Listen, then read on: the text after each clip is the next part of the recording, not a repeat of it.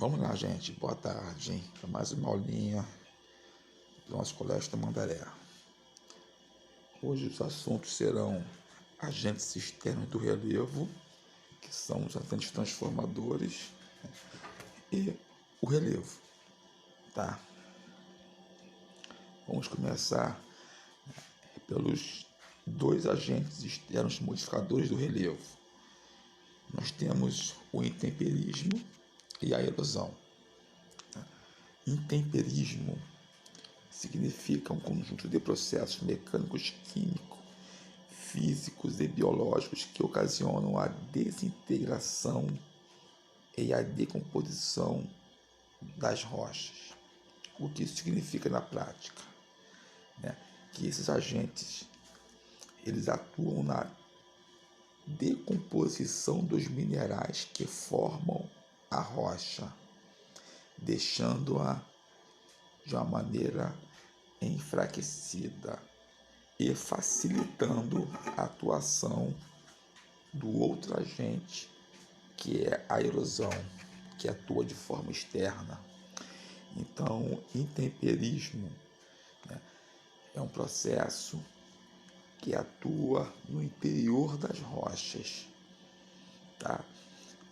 Enfraquecendo os minerais que a formam. Vamos ver aqui agora cada tipo de intemperismo existente. Vamos começar pelo químico. Como vocês estão vendo, ocorrem reações químicas que alteram os minerais que compõem as rochas. Essas reações elas não ficam expostas para a gente. São reações internas, são reações muito lentas que ocorrem por dentro da rocha. Tá? O intemperismo físico, que é essa degradação aí que vocês estão vendo, que acaba resultando aí na formação, de verdadeiras artes, provocada pela ação natural, do vento, da água, da ação dos animais. Aí vocês estão vendo que a degradação física, tá? Ela atua de forma externa. Ali nós temos o gelo como exemplo, a água, que vão batendo lentamente nas rochas, vão adentrando as fendas e alterando a parte mineralógica das rochas. Tá? Lembrando que intemperismo é um processo interno, tá? Ele vai facilitar a ação da erosão, que vamos ver daqui a pouco. O biológico, é a ação das raízes dos animais, do homem, que é o maior agente modificador da natureza, é o maior agente modificador do relevo, sem dúvidas, E essa ação biológica, vocês podem até comprovar, aí no bairro onde vocês moram, já deve ter visto algumas raízes, saindo, pelo concreto, pela calçada, pelo muro, Então essas raízes vão internamente, elas vão inchando, e isso acaba quebrando os minerais que formam a rocha. Tá? Assim mesmo a água, a água infiltra pela fenda, se acumula dentro da rocha. Quando o sol começa a aquecer a superfície, essa água ela passa para o estado de vapor, aumenta o volume e acaba fazendo com que a rocha ela também se quebre internamente. Vamos passar agora para a erosão, que é o segundo agente externo modificador, transformador, modelador do relevo, né? Esse desgaste da superfície, né, ele tem como forma a ação mecânica e química da água corrente, dos intempéries ou de outros agentes geológicos, né? Mas principalmente, né, dois agentes que nós vamos chamar aí a atenção, tá? A erosão da água e a erosão do vento, tá?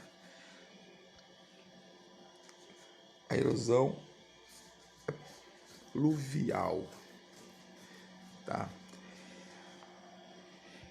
A ação pluvial, ela ocorre basicamente em região onde a cobertura vegetal foi retirada, tá?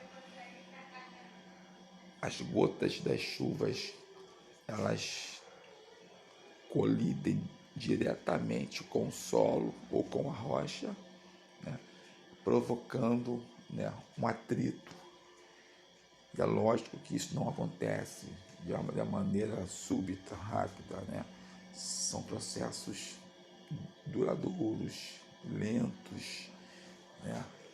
Então, a cada chuva, né, a água bate naquela rocha, bate naquele solo e vai desgastando lentamente, né? Vou dar assim um exemplo também bem prático, né? Quando o muro da casa ele começa a soltar o cimento, né? Ele começa a soltar o cimento e aí o pai ele é obrigado a ir lá e consertar, né? Esse cimento que, que se soltou não foi do nada.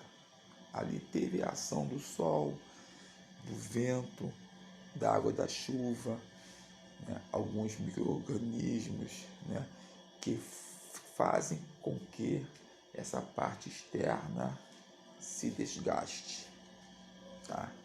Isso é a erosão.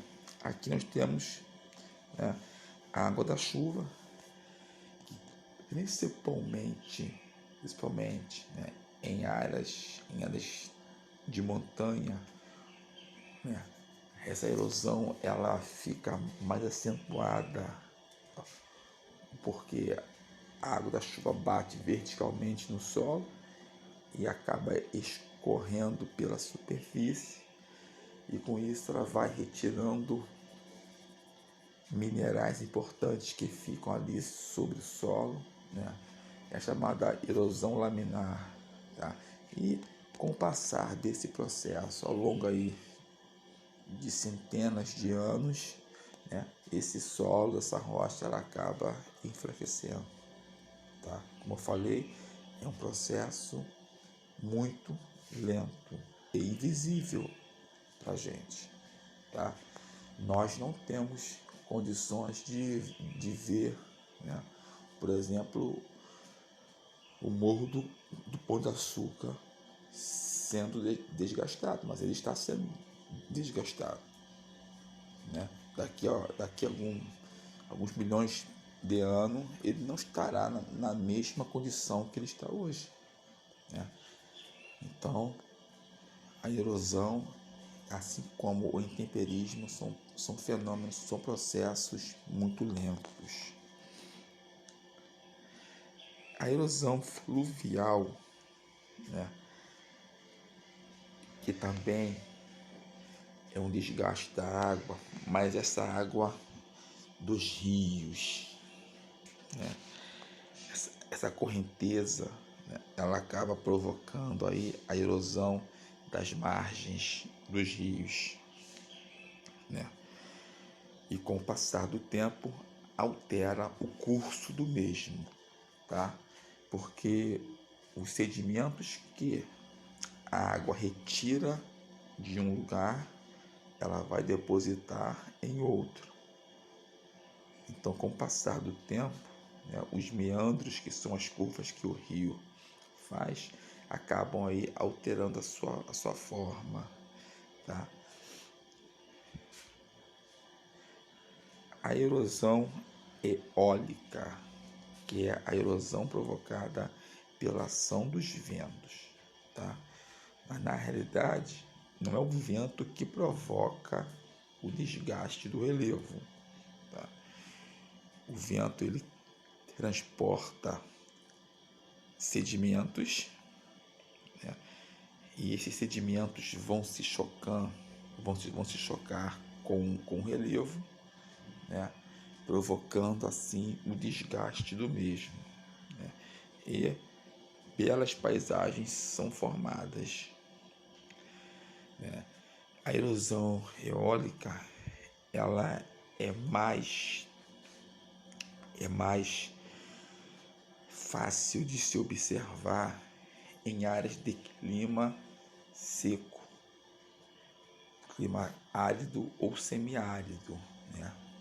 Em áreas desérticas, melhor dizendo, porque em áreas desérticas que dificultam a ocupação do homem, nós não temos construções, prédios, casas, etc., né? Então, as correntes de ventos acabam ganhando mais velocidade nessas áreas desérticas e isso facilita aí o processo erosivo, né? Dentro de uma cidade onde nós moramos, os ventos não conseguem atingir aí grandes velocidades, então a erosão eólica ela é praticamente inexistente, né? Com exceção de alguns muros, de algumas construções mais frágeis, tá? Agora, para fazer essas obras de arte que nós estamos vendo aí, é preciso alguns milhões de anos e é preciso correntes de ventos constantes, né? Essas formações elas chegam a essa condição porque as rochas são formadas por minerais, né? E cada mineral tem sua propriedade. Aqui por exemplo, né, existia um morro muito grande que foi desgastado ao longo de milhões de anos, né? Ficando para a gente hoje apenas as composições minerais mais resistentes, né? Porque as mais frágeis já foram decompostas, tá? Esses minerais que estão aqui hoje, ó, resistindo, né? Eles também estão sendo erodidos, mas como eles são mais resistentes, eles vão demorar mais tempo para serem totalmente consumidos pelo tempo, tá?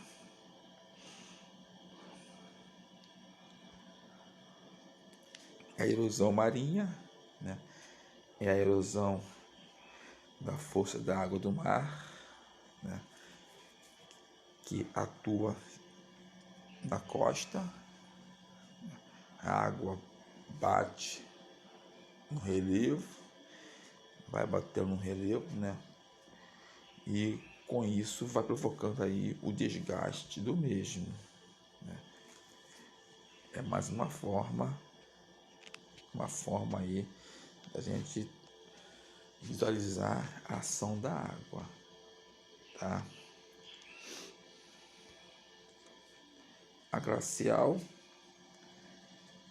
é a erosão que ocorre quando os blocos de gelo derretem, deslizam sobre as rochas, né, causando um atrito, e esse atrito aí acaba gerando o desgaste da rocha.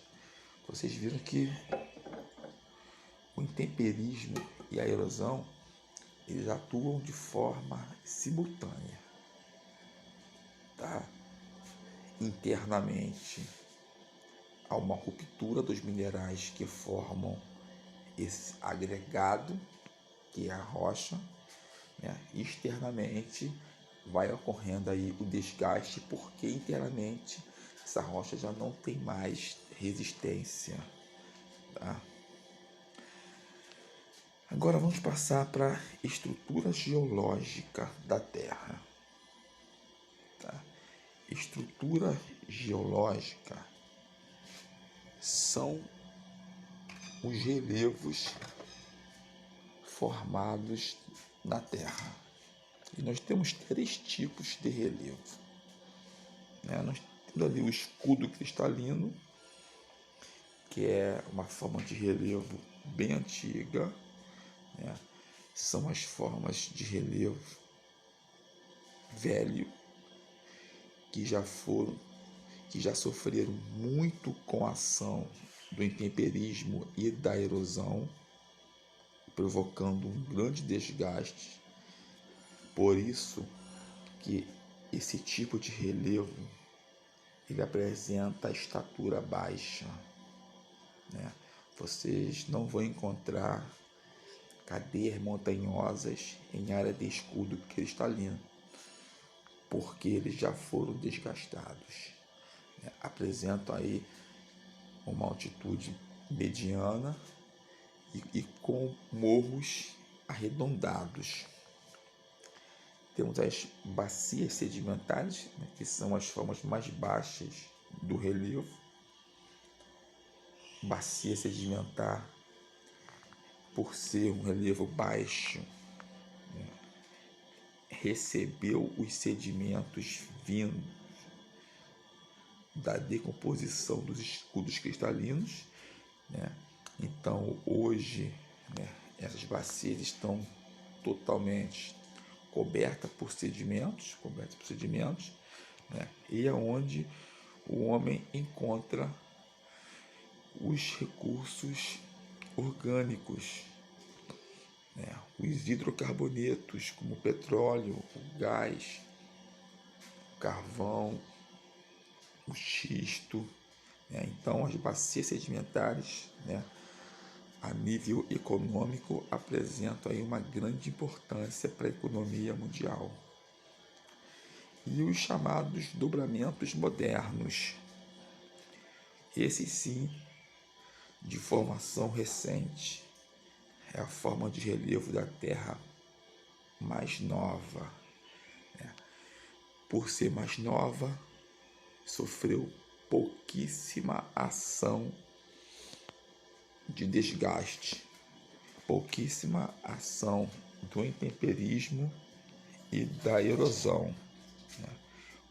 Consequentemente, são áreas de relevo bem elevada, né? Constituem aí as nossas cadeias montanhosas, como o Himalaia, os Alpes. Essas áreas,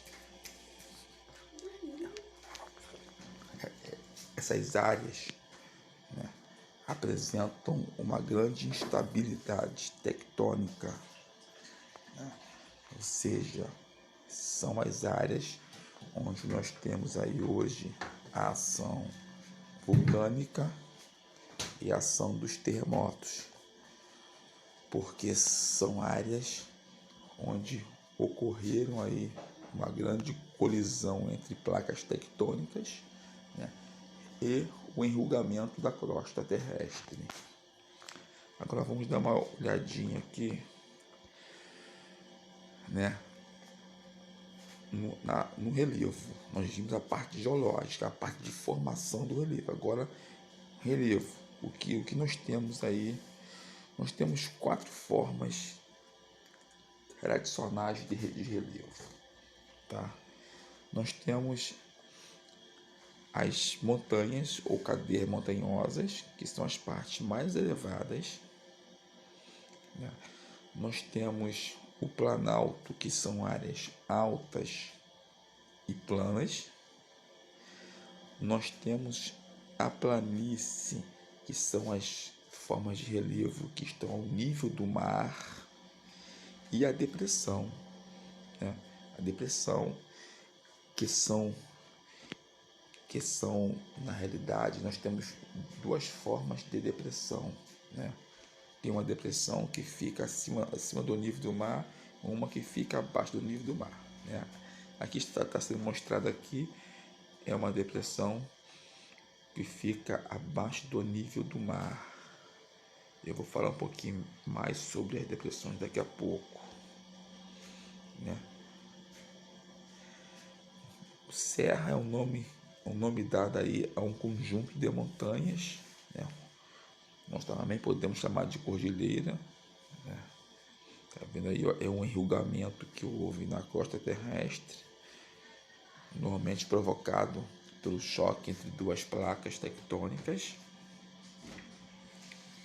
Escarpas é uma forma de relevo, né, de planalto, malha alta, mas que tem uma costa íngreme, que tem esse paredão que estão vendo aqui, ó, esse paredão, vamos chamar de escarpa, tá? É uma forma de planalto. Tabuleiro são pequenos platôs, né? Então são pequenas áreas que apresentam aí uma altitude acima do nível do mar, tá? Tá vendo? E tem, ó, e também tem escarpas bem abruptas, são esses paredões aí. No Brasil nós encontramos, né, essas formas de relevo ali no centro-oeste, né, na região de Planaltos, tá?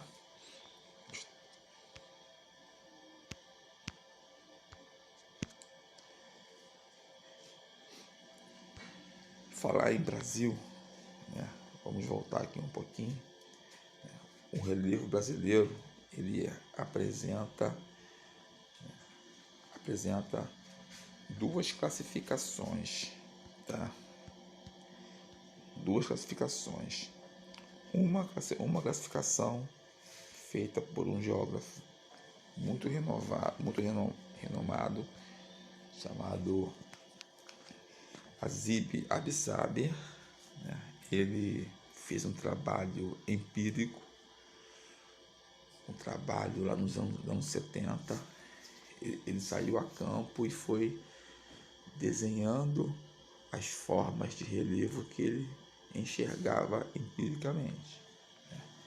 E em seu mapa geológico, ele descreveu que o relevo brasileiro apresentava apenas duas formas de relevo: planaltos e planícies. O seu trabalho ele norteou aí durante décadas, né, a geografia do Brasil. Até aqui nos anos 2000 surge um novo trabalho feito por Jurandir Ross.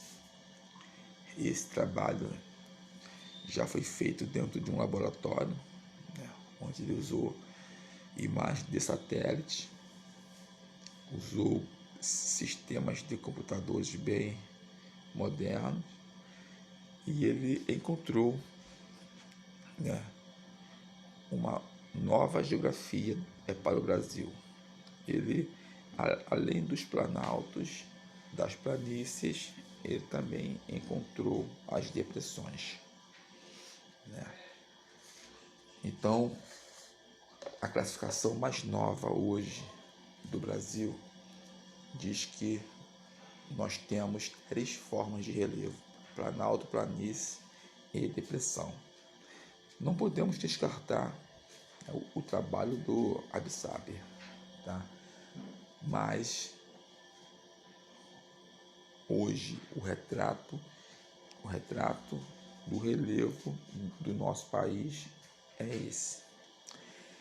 Quando eu falei lá atrás em depressão, que tem duas formas, né? Nós temos uma depressão absoluta e uma depressão relativa, né? O que significa isso? A depressão absoluta é quando o relevo está abaixo do nível do mar. Vou dar como exemplo a Holanda, né? A Holanda apresenta uma depressão absoluta, né?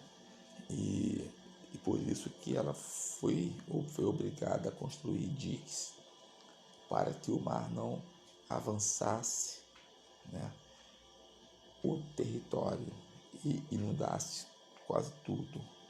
A Itália também apresenta depressão absoluta, né, o que vem provocando aí um grande transtorno, né, para o país. Já no Brasil, nós já apresentamos uma depressão não absoluta, e sim relativa. Tá? O que significa uma depressão relativa? É quando o terreno está acima do nível do mar, porém mais baixo do que o relevo ao seu redor. Aonde que se encontram então as nossas depressões? Nós temos basicamente na região norte e nordeste, né?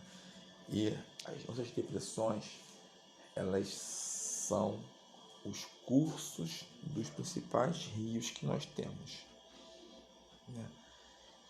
Vou dar aqui um exemplo, ver se consigo aqui exemplificar para vocês.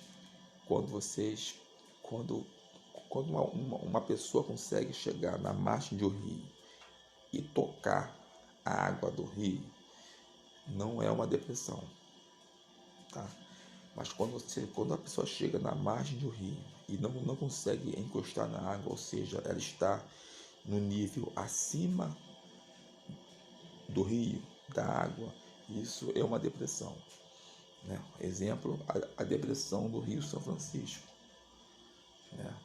A depressão de uma parte do Rio Amazonas, né? Então, são áreas que estão aí acima do nível do mar, porém mais baixa do que o relevo ao seu redor, tá?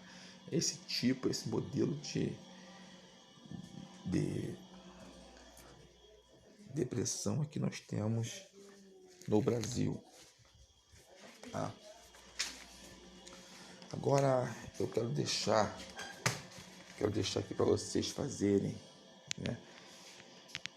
E eu vou corrigir aí durante a live, tá? Os exercícios 11, 12, 19,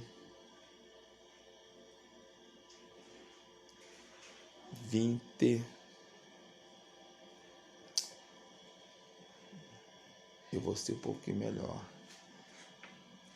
Vocês vão fazer do 11 ao 20 da página 14, tá?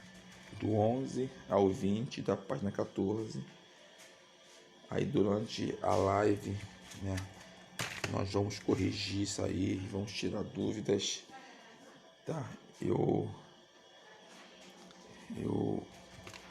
ver. É só isso mesmo. Só. Tá? Então, só para poder passar aqui, hoje nós vimos os agentes externos moderadores do relevo, intemperismo e erosão, né? Intemperismo provoca a desagregação dos minerais que compõem a rocha e a erosão provoca o desgaste externo. Depois vimos a formação geológica da Terra, né, que é formada em três eras. Temos os escudos, as bacias, os desdobramentos modernos, e depois nós vimos aí as formas de relevo terrestre, né, cadeia montanhosa, planalto, planície e depressão, e vimos que no Brasil, né, o nosso relevo ele é formado por planalto, planície e depressão, ou seja, o relevo do Brasil ele é formado por bacias e escudos cristalinos. Então, nosso relevo ele é baixo e antigo, tá? É um dos critérios que nos dão aí uma uma base geológica bem segura, né? Nós não temos dobramentos modernos, tá? Gente, é isso aí. Mais tarde na live a gente tira as dúvidas, hein?